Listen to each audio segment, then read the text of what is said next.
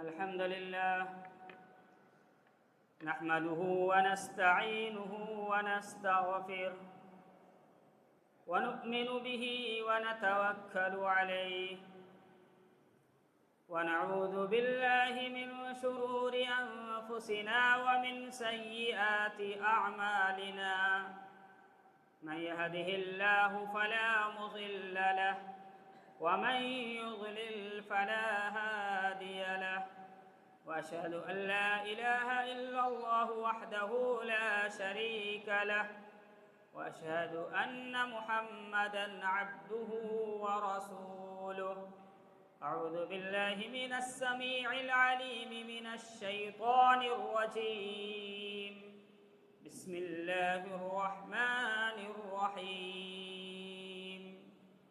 يا أيها الناس اتقوا ربكم الذي خلقكم من نفس واحدة وخلق منها زوجها وبث منهما رجالا كثيرا ونساء واتقوا الله الذي تساءلون به والأرحام إن الله كان عليكم رقيبا يا أيها الذين آمنوا اتقوا الله حق تقاته ولا تموتن إلا وأنتم مسلمون يا أيها الذين آمنوا اتقوا الله وقولوا قولا سديدا يصلح لكم أعمالكم ويغفر لكم ذنوبكم ومن يطع الله ورسوله فقد فاز فوزا عظيما أما بعد فإن خير الحديث كتاب الله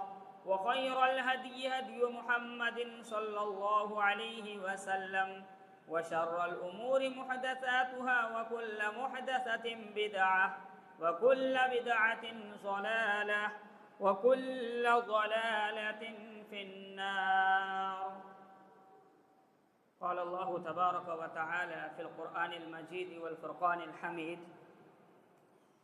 الحج أشهر معلومات فمن فرض فيهن الحج فلا رفث ولا فسوق ولا جدال في الحج وما تفعلوا من خير يعلمه الله وتزودوا فإن خير الزاد التقوى واتقون يا أولي الألباب وقال تعالى في موضع آخر ومن يعظم شعائر الله فإنها من تقوى القلوب وقال النبي صلى الله عليه وسلم ما من عمل أزكى عند الله عز وجل ولا أعظم أجرا من خير يعمله في عشر الأضحى بزرگان محترم، دینی ملی اسلامی بھائیوں، پردہ نشین خواتین اسلامیہ، عزیز بچوں اور بزرگوں، تمام قسم کی حمد و ثنا، بڑائی، بزرگی، یکتائی، کبریائی اس وحدہ لا شریک کے لیے لائق و زیبا ہے جو ہم سب کا اکیلا اور تنہا خالق، مالک، رازق اور مدبر الامور ہے۔ بعدہ تمام انبیاء علیہم السلام پر درود و پاک ہو، خصوصاً بالخصوص ہمارے اور آپ کے آخری نبی احمد مجتبی محمد مصطفیٰ صلی اللہ علیہ وسلم پر اللہم صلی علیہ وبارک سلم علیہ۔ میرے بھائیوں اور دوستو، خطبہ مسنونہ کے بعد آپ کے سامنے قرآن مجید کی 2 سورتوں سے 2 آیتیں کریمہ پڑھی گئی ہے، اور اسی طرح سے سنن دارمی کی ایک روایت آپ کے سامنے پیش کی گئی ہے۔ انہی نصوص کی روشنی میں آپ کے سامنے آج کا یہ خطبہ جمعہ پیش کیا جائے گا۔ بزرگان محترم، اللہ تبارک و تعالی فرما رہا ہے کہ وَمَن يُعَظِّمْ شَعَائِرَ اللَّهِ فَإِنَّهَا مِن تَقْوَى الْقُلُوبِ، کہ جو شخص شعائر اللہ کی تعظیم کرتا ہے فَإِنَّهَا مِن تَقْوَى الْقُلُوبِ، تو یہ دل کے تقوی سے ہے، یہ دل کا تقوی ہے۔ شعائر اللہ کیا ہے؟ آپ کے سامنے اس کے تعلق سے کچھ باتیں ہوں گی۔ ویسے اگر عام طور پر یہ بات دیکھی جائے اور اس بات کو پڑھی اور سمجھی جائے تو یہ بات ہمیں اور آپ کو معلوم ہوگی کہ شعائر اللہ تمام عبادات ہے جو قرآن و حدیث کی روشنی سے ثابت ہو۔ یہ سب کے سب کیا ہیں؟ شعائر اللہ ہیں۔ اللہ تبارک و تعالیٰ نے جن چیزوں کو کرنے کا حکم دیا ہے اس کو کرنا شعائر اللہ ہے۔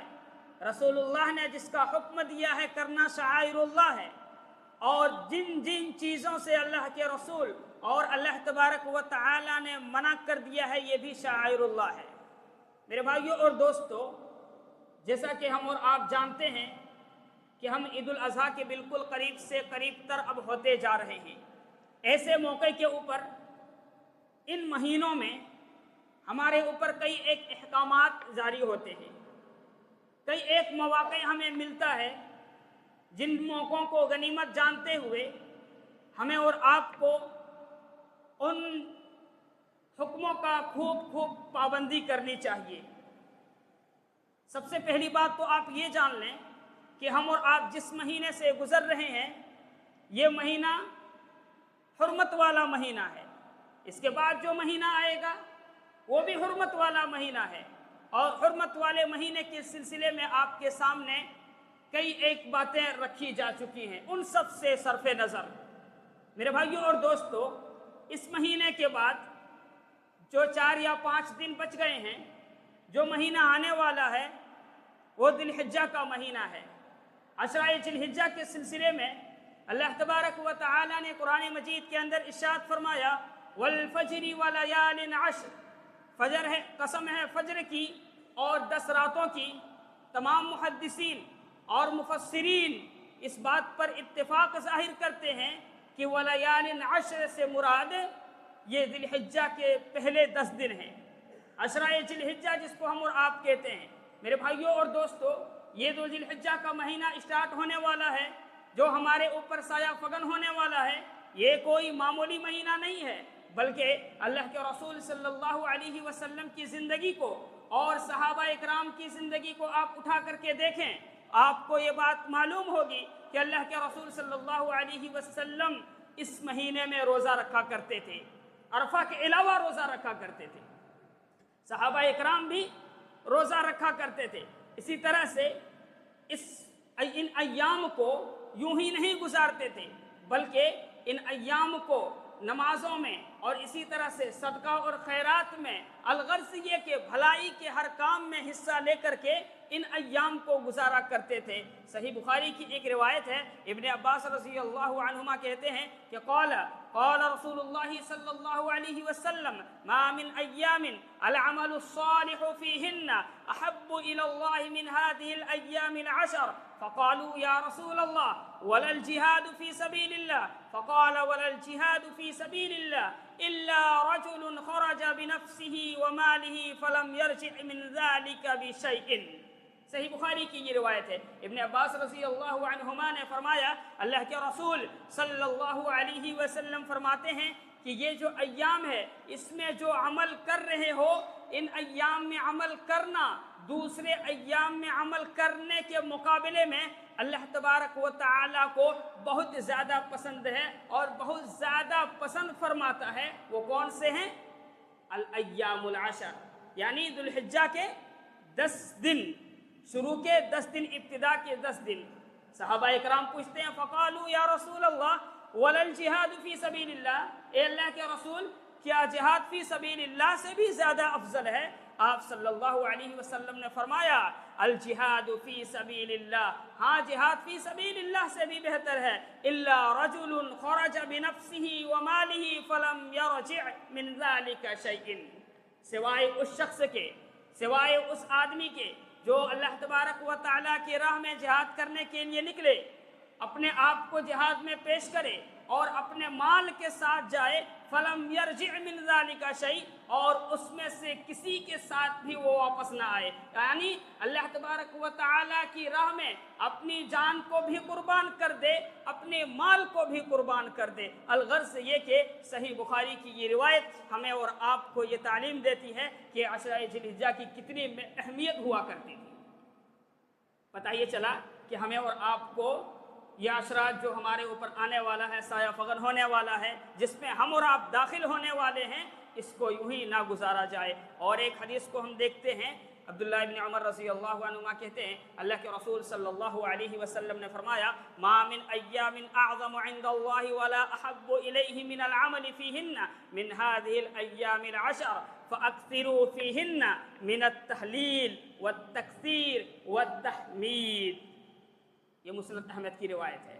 عبداللہ ابن عمر رضی اللہ عنہما نے فرمایا کہ اللہ کے رسول صلی اللہ علیہ وسلم فرماتے ہیں کہ اللہ تبارک و تعالیٰ کے نزدیک سب سے عظمت والا عمل اور سب سے زیادہ پسندیدہ عمل وہ ہے جو ان ایام میں کیے جائیں، یعنی عشرہ ذی الحجہ میں جو عمل کیے جائیں۔ فَأَكْثِرُوا فِيهِنَّ مِنَ التَّحْلِيلِ، اسی لیے اے لوگو جب یہ مہینہ تمہارے اوپر آ جائے تو خوب تحلیل کیا کرو، لا الہ الا اللہ کثرت کے ساتھ پڑھا کرو اور اس کے تقاضوں کو پورا کیا کرو۔ ایسا نہیں ہے کہ صرف لا الہ الا اللہ ہم پڑھتے جا رہے ہیں اور اس کے تقاضوں کو ہم پورا نہیں کر رہے ہیں، لا الہ الا اللہ کا جو ڈیمانڈ ہے اس ڈیمانڈ کو ہم پورا نہیں کر رہے ہیں، بس صرف ہماری زبان پر رٹی رٹائی کلمات چلے آ رہے ہیں، ایسے نہیں، بلکہ لا الہ الا اللہ کا مطلب کیا ہے؟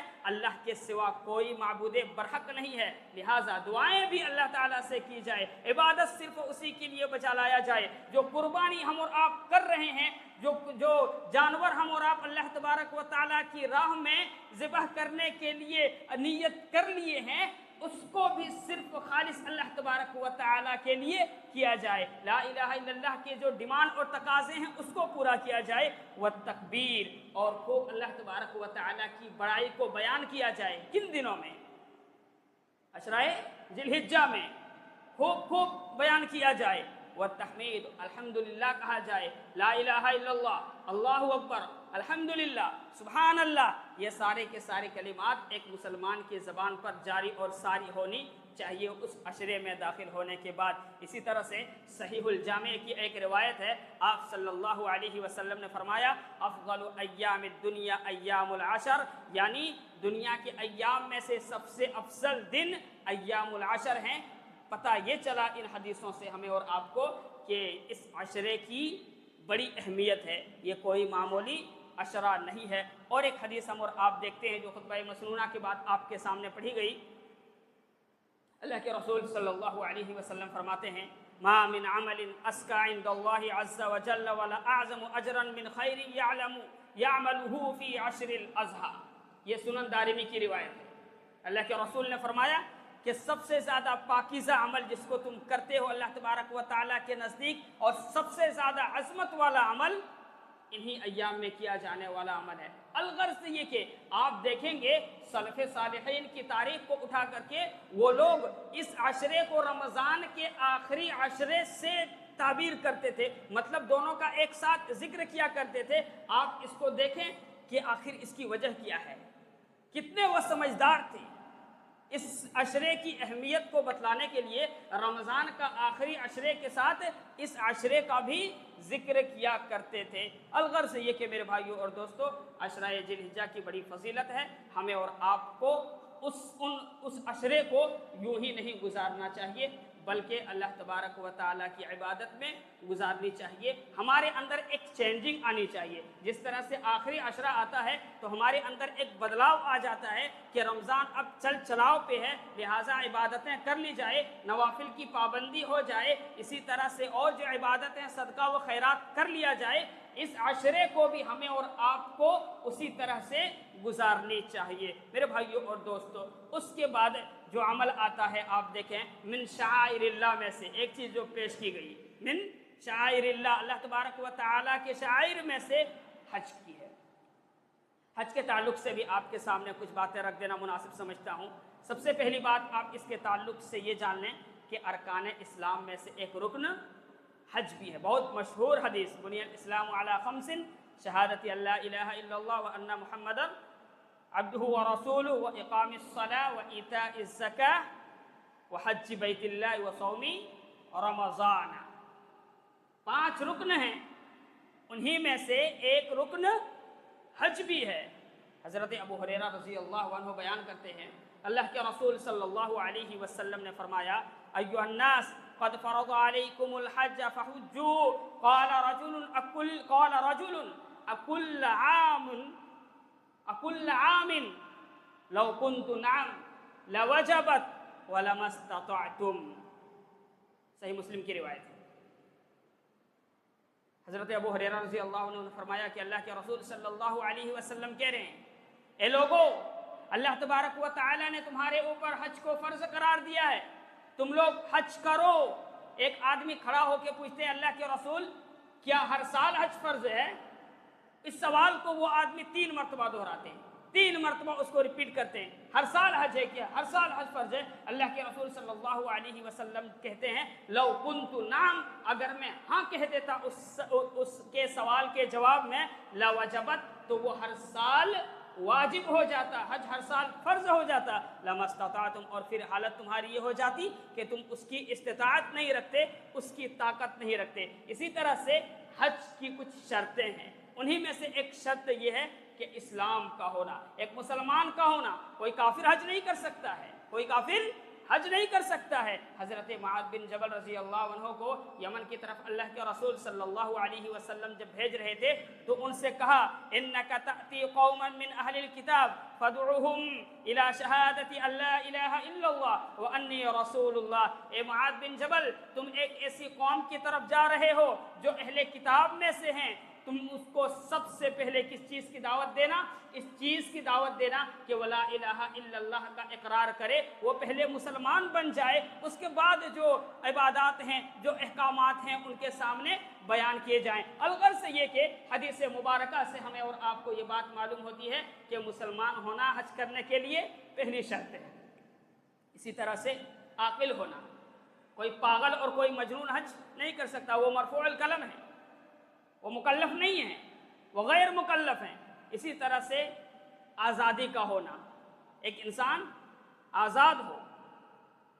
अगर कोई गुलाम हज कर ले, आज़ाद होने के बाद फिर इस्तिताअत हो जाए उसके अंदर, अल्लाह तबारक व तआला उतने माल दौलत से नवाज दे, तो ऐसी सूरत में फिर से दोबारा वो हज करेगा। इसी तरह से बुलूगत का होना, बालिग होना, ये उनके शर्त में से है। हज के शराइत में से एक ये भी है कि बालिग होना। लेकिन अगर कोई नाबालिग छोटा बच्चा हज कर ले तो इब्न अब्बास रज़ी अल्लाह अन्हुमा फरमाते हैं कि अल्लाह के रसूल सल्लल्लाहु अलैहि वसल्लम के सामने एक औरत आई और अपने बच्चे को बुलंद कर दिया और वो कहने लगी, ए अल्लाह के रसूल, क्या इसके ऊपर हज है? आप सल्लल्लाहु अलैहि वसल्लम ने फरमाया, नाम वलकी अजरुन, हाँ हज है, ये तो हज कर लेगा और इसका अज्र तुम्हारे ऊपर है, लेकिन फ़र्ज से उस जो फ़र्ज का हुक्म है वो उससे हटेगा नहीं। फिर जब वो बालिग हो जाएगा, बड़ा हो जाएगा, अगर अल्लाह तबारक व तआला उसको इस्तिताअत दे तो फिर ऐसी सूरत में वो दोबारा जा कर के हज करेगा। इसी तरह से अल्लाह तबारक व तआला ने कुरान मजीद के अंदर फरमाया, अल हज्जु अशहुरुम मालूमात फमन फरज़ फ़ीहिन्नल हज्ज फला रफ़सा वला फ़ुसूक़ा वला जिदाल फ़िल हज्ज वमा तफ़अलू मिन खैरिन यअलमुहुल्लाह, कि हज के अय्याम मुकर्रर हैं, हज के महीने मुकर्रर हैं, तुम में से जो शख्स उसको फ़र्ज कर चुके हो वो अपनी बीवी से ना मिले और इसी तरह से वो फिस्क फुजूर ना करे, वो गुनाह का काम ना करे, वो हज के महीनों में वो लड़ाई और झगड़े ना करे, और जो कुछ तुम नेकी कर रहे हो, जो कुछ तुम भलाई कर रहे हो, अल्लाह तबारक व तआला उसको खूब खूब जानता है। वतज़व्वदू फ़इन्न खैर ज़ादि तक़वा, और ज़ादे राह ले लो, और सबसे बेहतरीन ज़ादे राह अल्लाह तबारक व तआला का तक़वा इख्तियार करना है। वत्तक़ूनी या उलिल अलबाब, ए लोगो अल्लाह तबारक व तआला से डरो, ए अक्लमंदो अल्लाह तबारक व तआला का खौफ खाओ, अल्लाह तबारक व तआला की खशियत अपने अंदर इख्तियार करो। इसी तरह से आप देखें कि हज के बहुत सारे फ़ज़ाइल हैं। हज कोई मामूली इबादत नहीं है, حج کے بہت سارے فضائل ہیں، کچھ حدیثوں کو آپ کے سامنے پیش کر دینا مناسب سمجھتا ہوں۔ پہلی حدیث، العمرۃ الی العمرۃ کفارۃ لما بینہما، ایک عمرہ دوسرے عمرے کے درمیان تک کا کیا ہے؟ گناہوں کا کفارہ ہے۔ والحج المبرور لیس لہ جزاء الا الجنہ، متفق علیہ روایت ہے کہ حج مبرور اس کا بدلہ کیا ہے؟ جنت ہے۔ کل آپ نے درس میں اس کی تفصیل سنے ہوں گے، میں تفصیل کی طرف نہیں جانا چاہتا ہوں۔ حج مبرور کا بدلہ جنت ہے۔ اسی طرح سے آپ دیکھیں عمرو بن عاص رضی اللہ عنہ بیان کرتے ہیں کہ جب اللہ تبارک و تعالی نے میرے دل میں اسلام کی محبت کو ڈال دیا، میں اسلام سے محبت کرنے لگا، میں اللہ اور اس کے رسول سے محبت کرنے لگا، تو اللہ کے رسول صلی اللہ علیہ وسلم کے سامنے میں حاضر ہوا اور کہا کہ اے اللہ کے رسول، آپ ہاتھ بڑھائیے، میں اسلام کے لیے آپ کے ہاتھ پر ہاتھ رکھ کر کے بیعت کرنا چاہتا ہوں، لیکن ایک شرط ہے، اللہ کے رسول صلی اللہ علیہ وسلم پوچھتے ہیں بتاؤ عمرو بن عاص کیا تمہاری شرط ہے؟ وہ کہتے ہیں کہ میرے گناہ معاف ہو جائیں، میں چاہتا ہوں کہ میرا گناہ معاف ہو جائے۔ اللہ کے رسول صلی اللہ علیہ وسلم جواب دیتے ہیں اما علمت ان الاسلام يهدم ما كان قبله وان الحجرة تهدم ما كان قبلها وان الحج يهدم ما كان قبله، کیا تمہیں معلوم نہیں ہے عمرو بن عاص کہ اسلام لانے کے بعد اس سے پہلے جو تم نے گناہ کیا وہ معاف، ہجرت کرنے کے بعد جو تم نے اس سے ہجرت سے پہلے کیا وہ معاف، اسی طرح سے حج کرنے کے بعد اس سے پہلے جو تم نے کیا وہ معاف۔ یہ حج کے فضائل میں سے ہے، یہ حج کی فضیلت ہے کہ جو آدمی حج کر لیتا ہے اللہ تبارک و تعالی اس کے گناہوں کو معاف فرماتا ہے۔ اور ایک حدیث کے اندر اللہ کے رسول صلی اللہ علیہ وسلم نے فرمایا من حج فلم یرفث ولم یفسق رجع کیوم ولدتہ امہ، جس شخص نے حج کیا اور اپنی بیوی سے دور رہے، گناہ اور فسق و فجور کا کام نہیں کیا، تو وہ ایسے ہی لوٹا جیسے کہ اس کی ماں نے اس دن اس کو جنا تھا، بالکل پاک صاف ہو کر کے۔ یہ سب فضائل ہیں میرے بھائیوں اور دوستو۔ آپ دیکھیں حضرت جابر بن عبداللہ رضی اللہ عنہ کہتے ہیں اللہ کے رسول صلی اللہ علیہ وسلم نے فرمایا ادیم الحج والعمرۃ فانہما ینفیان الفقر والذنوب کما تنفی الکیر خبث الحدید۔ طبرانی کی یہ روایت ہے کہ اللہ کے رسول صلی اللہ علیہ وسلم نے فرمایا کہ لوگوں حج اور عمرہ پے در پے کرتے رہا کرو، اس لیے کہ یہ دونوں تمہاری فقیری کو، تمہاری غریبی کو، تمہاری مسکینی حالت کو اور تم مفلوق الحال سے بچ جاؤ گے، اور تمہارے گناہوں کو اللہ تبارک و تعالی معاف فرمائے گا۔ کس طرح سے معاف فرمائے گا اور کس طرح سے تم غریبی سے بچ جاؤ گے، اس کی مثال دیتے ہوئے اللہ کے رسول صلی اللہ علیہ وسلم نے فرمایا کہ جس طرح سے بھٹی میں لوہے کو ڈال دیا جاتا ہے اور اس لوہے سے تمام کے تمام زنگ ختم ہو جاتے ہیں، اسی طرح سے اگر تم حج اور عمرہ کرتے رہو گے گناہوں سے پاک ہو جاؤ گے، فقر و فاقہ سے پاک ہو جاؤ گے۔ اسی لیے میرے بھائیوں اور دوستو اللہ تبارک و تعالی نے جن کو صاحب استطاعت بنایا ہے ہرگز شیطان کے بہکاوے میں آ کر کے کبھی پیچھے نہیں ہٹنا چاہیے کہ ہمارا مال ختم ہو جائے گا۔ جو مال آپ اللہ کی راہ میں لگا دیں اس مال سے بہتر اور کون مال ہو سکتا ہے؟ ایک سوال پیدا ہوتا ہے دل و دماغ کے اندر، جو مال ہم اور آپ اللہ کے راہ میں لگا دیں اس مال سے بہتر اور کوئی مال ہو سکتا ہے؟ نہیں ہو سکتا ہے۔ اسی طرح سے آپ دیکھیں حضرت ابو ہریرہ رضی اللہ عنہ کہتے ہیں کہ اللہ کے رسول صلی اللہ علیہ وسلم سے سوال کیا گیا کہ کون سا عمل سب سے اچھا ہے، کون سا عمل سب سے اچھا ہے؟ آپ نے فرمایا الایمان باللہ ورسولہ، اللہ پر ایمان لانا، اس کے رسول پر ایمان لانا، اور پھر آگے فرمایا وجہاد فی سبیل اللہ، اور اللہ تبارک و تعالیٰ کی راہ میں جہاد کرنا، والحج المبرور، اور حج مبرور۔ ان تینوں کو اللہ کے رسول صلی اللہ علیہ وسلم نے بہت ہی افضل اور اچھا عمل قرار دیا ہے۔ اما عائشہ رضی اللہ عنہا کہتی ہیں کہ اللہ کے رسول صلی اللہ علیہ وسلم سے پوچھا کہ اللہ کے رسول جہاد سب سے اچھا عمل ہے تو ہم کیوں نہ جہاد میں نکلیں؟ جہاد سب سے اچھا عمل ہے تو ہم جہاد میں کیوں نہ نکلیں؟ آپ صلی اللہ علیہ وسلم نے فرمایا لیکن افضل الجہاد حج مبرور، لیکن حج مبرور بھی بہت ہی افضل جہاد ہے۔ میرے بھائیوں اور دوستوں، اور ایک حدیث کے اندر اللہ کے رسول صلی اللہ علیہ وسلم فرماتے ہیں جہاد الکبیر والضعیف والمرأة الحج المبرور، کہ बूढ़े लोगों का, कमज़ोर लोगों का और औरतों का जिहाद क्या है? हज मबरूर है।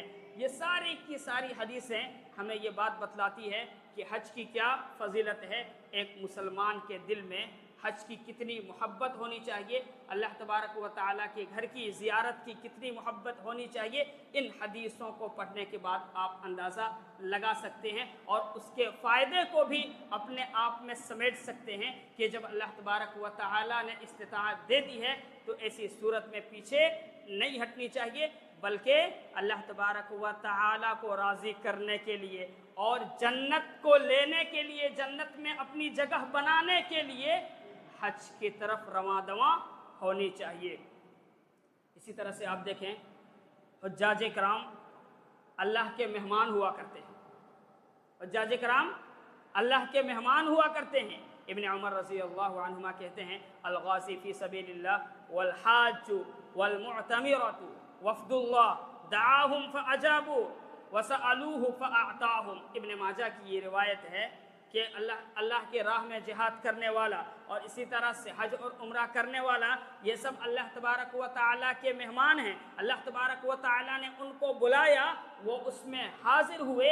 अब अल्लाह तबारक व तआला से अगर वो कोई सवाल करे तो अल्लाह तबारक व तआला उसे अता फरमाता है। इब्न अब्बास रज़ी अल्लाहु अन्हुमा कहते हैं कि एक आदमी ने रसूल अकरम सल्लल्लाहु अलैहि वसल्लम के साथ अरफ़ा में वक़ूफ़ फरमाया, अरफ़ा में वक़ूफ़ फरमाया आप सल्लल्लाहु अलैहि वसल्लम के साथ। ऊँटनी ने उसके गर्दन को कुचल दिया, जिसकी वजह से उनकी मौत हो गई। आप सल्लल्लाहु अलैहि वसल्लम ने फरमाया, इग़सिलू बिमाइन व सिदरिन, इसको नहला दो पानी से और बेरी के पत्ते से, वकफ़िनूहु बिथौबी, और इसको 2 कपड़े में कफना दो, वला तुखम्मिरू रअसा, और उसके सर को मत ढांको, वला तुहन्नितूह, और उसको खुशबू मत लगाओ, फ़इन्नहु युबअसु यौमल क़ियामति मुलब्बिया, इसलिए कि कल क़यामत के दिन इसको उठाया जाएगा इस हाल में कि ये तलबिया पुकार रहा होगा। सोच रहे हैं कितनी फजीलत है मेरे भाइयों और दोस्तों हज की। अलगर से ये कि इसके ताल्लुक़ से बहुत सारी हदीसें हैं। हज के ताल्लुक़ से एक आखिरी हदीस ये है कि अल्लाह के रसूल सल्लल्लाहु अलैहि वसल्लम ने फरमाया, मन अरादल हज फल्यतअज्जल फ़इन्नहु क़द यमरिज़ुल मरीज़ व तुज़िल्लु ज़ाल्ला व तुअरिज़ुल हाजा। अल्लाह के रसूल सल्लल्लाहु अलैहि वसल्लम ने फरमाया कि लोगों, जिसने हज का इरादा कर लिया है अब उसके लिए जल्दी करो, इसलिए कि पता नहीं कब बीमार हो जाओगे, कोई गारंटी नहीं है बीमारी की, पता नहीं कब बीमार हो गए, पता नहीं कब किस हादसे का शिकार हो गए, पता नहीं कब किस फितने का शिकार हो गए। और फरमाया व तुज़िल्लुर राह व तुज़िल्लुज़ ज़ाल्ला, और कहीं ऐसा ना हो कि तुम सवारी खो बैठो, कहीं ऐसा ना हो कि टिकट तो बन रहा है लेकिन हमारी कोताही की वजह से हम पैसा होने के बावजूद, सब कुछ होने के बावजूद हम हज को ना जा सकें और फिर हमारी मौत हो जाए या किसी और हादसे का हम शिकार हो जाएं, और इसी तरह से या कोई ऐसी ज़रूरत पेश आ जाए जिस वजह से हम हज करने से महरूम रह जाएं। इसीलिए जिन लोगों को अल्लाह तबारक व तआला ने इस्तिताअत दी है उसमें ताख़ीर किए बग़ैर हज की तरफ रवां और दवा होनी चाहिए। मेरे भाइयों और दोस्तों, ये चंद बातें थीं जो आपके सामने हज के ताल्लुक़ से रखी गई। कुछ बातें यौम अरफा के ताल्लुक़ से। यौम अरफा या मैदान अरफा इसको क्यों कहा गया, सिर्फ एक वजह ये बयान करूँगा कि यहाँ पर हज़रत हव्वा और हज़रत आदम अलैहिस्सलातु वस्सलाम की मुलाकात हुई थी। दोनों ने एक दूसरे को पहचाना था। अरबी में अरफा का मतलब होता है, आरिफा का मतलब जानना, जानना पहचानना है। अरफा में जब हाजी लोग जमा होते हैं, हज़रत जाबिर बिन अब्दुल्लाह रज़ी अल्लाह अन्हु कहते हैं कि इज़ा कान यौम अरफा इन्नल्लाह यंज़िलु इलस समाई फयुबाही बिहिम अल मलाइकतु फयक़ूलु उन्ज़ुरू इला इबादी अतूनी शअसन शुअसन व गुबरन ज़ाहीन मिन कुल्लि फज्जिन अमीक अशहिदुकुम अन्नी क़द गफ़रतु लकुम।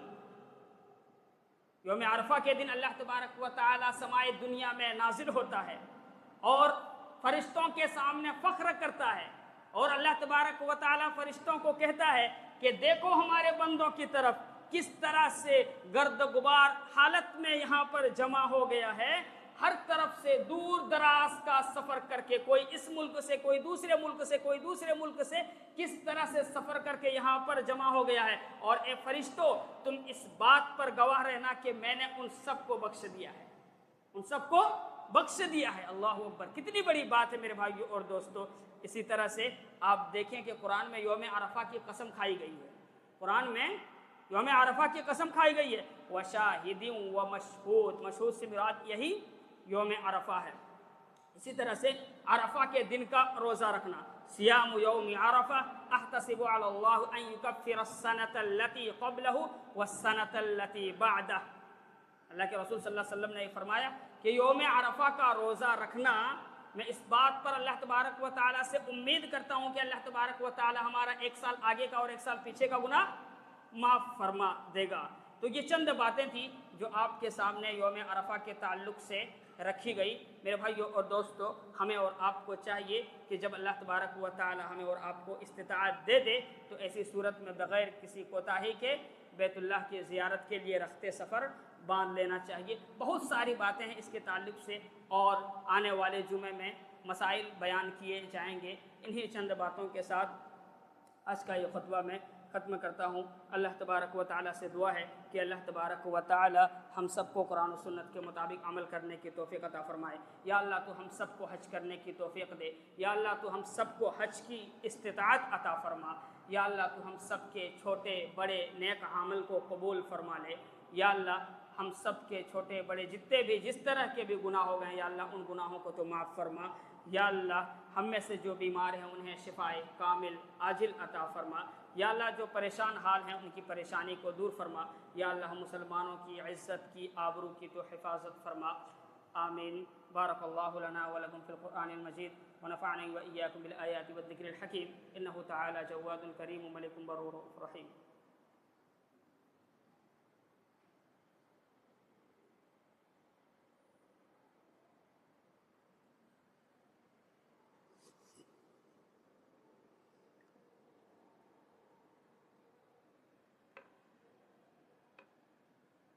الحمد للہ رب العالمین والصلاة والسلام علی سید الانبیاء والمرسلین وعلی آلہ واصحابہ اجمعین، اما بعد۔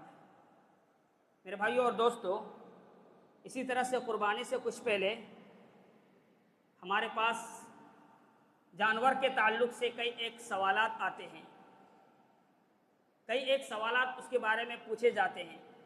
4 عیوب جس کو اللہ کے رسول صلی اللہ علیہ وسلم نے گنوایا ہے، میں اس کو آپ کے سامنے پیش کرتا ہوں۔ 4 لا تجوز فی الاضاحی، الاوراء بین عورها، والمریضة بین مرضها، والارجاء بین زعلها، والکثیر التی لا تنقی۔ اللہ کے رسول صلی اللہ علیہ وسلم نے 4 قسم کے جانور کے اندر اگر وہ عیب پائے جائیں تو پھر اس کی قربانی کو جائز قرار نہیں دیا ہے۔ ان میں سے ایک ہے کانا، جس کا کاناپن بالکل ظاہر ہو، آنکھ بالکل ٹیڑھی ہو۔ اسی طرح سے بیمار، جس کی بیماری بالکل واضح ہو۔ اسی طرح سے لنگڑا، جس کا لنگڑاپن بالکل واضح ہو۔ اور اسی طرح سے انتہائی کمزور، جس کے ہڈیوں میں گودا نہ ہو، بالکل ختم ہو چکا ہو، ایک دم جانور بیماری کی وجہ سے کمزور اور لاغر ہو گیا ہو، تو ایسے جانور کی قربانی کرنا شریعت ہمیں اس کی اجازت نہیں دیتی ہے۔ اسی طرح سے کچھ لوگ سوال یہ پوچھتے ہیں کہ ابھی میرے پاس پیسے نہیں ہیں، کیا میں قرض لے کر کے قربانی دے سکتا ہوں؟ ایک سوال یہ آتا ہے۔ میرے بھائیوں اور دوستو، جب آپ کو قربانی دینا ہے تو اس کے لیے تیاری آپ کو پہلے سے کرنی چاہیے۔ اگر واقعتاً کوئی ایسی مجبوری ہے کہ آج آپ کے پاس جسٹ پیسے نہیں ہیں، ختم ہو گئے ہیں، لیکن ہم قربانی کے 4 دن بعد، 5 دن بعد یا کچھ دنوں کے بعد ادا کرنے پر قادر ہیں اور ہمارے اوپر کسی طرح کی کوئی مشقت اور پریشانی لاحق نہیں ہوگی، تو ایسی صورت میں قرض لے کر کے آپ قربانی دے سکتے ہیں، کسی حرج کی بات نہیں ہے۔ الغرض یہ کہ مسئلے مسائل بہت سارے ہیں اس کے تعلق سے، اگلے جمعہ میں انشاءاللہ اس کو پیش کیا جائے گا۔ بہر صورت میرے بھائیوں اور دوستو، ہمارے اور آپ کے سامنے اور ایک اہم اعلان ہے جس کی طرف آپ سب کا ذہن میں مبذول کرانا چاہتا ہوں۔ بہت اہم اعلان ہے۔ اس سے پہلے اس آیت کریمہ کا ترجمہ آپ سماعت فرما لیں۔ اللہ تبارک و تعالی فرما رہا ہے، مثل الذین ينفقون اموالهم فی سبیل اللہ كمثل حبة أنبتت 7 سنابل في كل سنبلة 100 حبة والله يضاعف لمن يشاء والله واسع عليم۔ ان لوگوں کی مثال جو اللہ تبارک و تعالیٰ کی راہ میں اپنے مال کو خرچ کرتے ہیں اس ایک دانے کی طرح ہے جس سے 7 بالیاں اگے اور ہر بالی میں سے 100 دانے ہو، واللہ یضاعف لمن یشاء، اور اللہ تبارک و تعالیٰ جسے چاہتا ہے اور بڑھا کر کے عطا فرماتا ہے۔ اللہ تبارک و تعالیٰ وسعت والا ہے، اللہ تبارک و تعالیٰ جاننے والا ہے۔ میرے بھائیوں اور دوستو، آپ کے سامنے یہ آیت کریمہ پڑھنے کے بعد میں آپ کو اس بات کی طرف لے جانا چاہتا ہوں کہ ہمارا مدرسہ دار التوحید جس کی شاندار بلڈنگ آپ اس مسجد کے پیچھے دیکھ سکتے ہیں، اس کی بنیاد رکھ دی گئی ہے۔ میں ان تمام لوگوں کا، اس سے پہلے میں بھی اعلان کیا تھا، میں ان تمام لوگوں کا شکر گزار ہوں اور کمیٹی کی طرف سے شکریہ ادا کرتا ہوں جن لوگوں نے وعدے کے تحت اپنے مال کو اللہ تبارک و تعالیٰ کے اس راہ میں خرچ کیا۔ لہٰذا آپ سب سے بھی پرزور گزارش کی جاتی ہے کہ بغیر کسی بخیلی کے اور بغیر کسی شیطان کے بہکاوے میں آ کر کے، کیونکہ ایسے موقع کے اوپر جب اللہ تبارک و تعالیٰ کے راہ میں دینے کی باری آتی ہے شیطان بہکاتا ہے اور شیطان کہتا ہے کہ مت اللہ تبارک و تعالیٰ کے راہ میں خرچ کرو، تم فقیر بن جاؤ گے، تم کلاس ہو جاؤ گے۔ نہیں میرے بھائیوں اور دوستو، اللہ کے راہ میں خرچ کرنے والے بندے کبھی فقیر نہیں ہو سکتے ہیں۔ اللہ کے راہ میں خرچ کرنے والے، اللہ کے راہ میں اپنے مال کو لٹانے والے کبھی بھی اللہ تبارک و تعالیٰ اس کے اندر فقیری نہیں لاحق کر سکتی ہے۔ اللہ تبارک و تعالیٰ کا یہ سب وعدہ ہے، جو کچھ تم خرچ کرو گے یہاں بھی اللہ تعالیٰ آپ کو عطا فرمائے گا اور کل قیامت کے دن اجر جزیل سے نوازے گا۔ میرے بھائیوں اور دوستو، کہنے کا مطلب یہ ہے کہ اب بھی اور اب تک جو حضرات ہمارے اس مدرسے کے لیے، مدرسہ دار التوحید کے لیے تعاون نہیں کیے ہیں، تعاون کر کے دنیا اور آخرت میں کامیابی اور کامرانی حاصل کرنے کا ایک ذریعہ آپ بنائیں۔ یہ وہ صدقہ جاریہ ہے جو قیامت تک چلنے والی ہے۔ یہ بلڈنگ 100 سال 200 سال کے بعد ٹوٹ جائے الگ بات ہے، خراب ہو جائے الگ بات ہے، لیکن اس کے پڑھنے والے، اس سے جو قرآن و حدیث کو سیکھنے والے نسل پیدا ہوگی وہ نسل قیامت تک چلے گی۔ ایک نسل دوسرے کو پڑھائے گی، دوسرے نسل تیسرے کو پڑھائے گی۔ سوچئے آپ کے درجات کتنے بلند ہوں گے، آپ کے ثواب میں کتنا اضافہ ہوگا۔ لہٰذا آپ سب سے ایک بار پھر مؤدبانہ اور مخلصانہ التماس اور گزارش کی جاتی ہے کہ ہمارا یہ مدرسہ دار التوحید کے لیے آپ سب بڑھ چڑھ کر تعاون فرمائیں۔ اللہ تبارک و تعالی آپ سب کے تعاون کو شرف قبولیت سے نوازے۔ ان اللہ وملائکتہ یصلون علی النبی یا ایھا الذین آمنوا صلوا علیہ وسلموا تسلیما۔ اللہم صل علی محمد وعلی آل محمد کما صلیت علی ابراہیم وعلی آل ابراہیم انک حمید مجید۔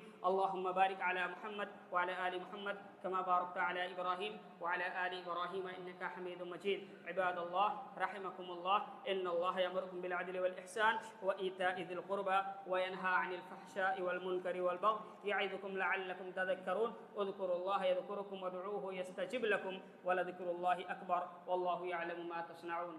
قم الصلاة۔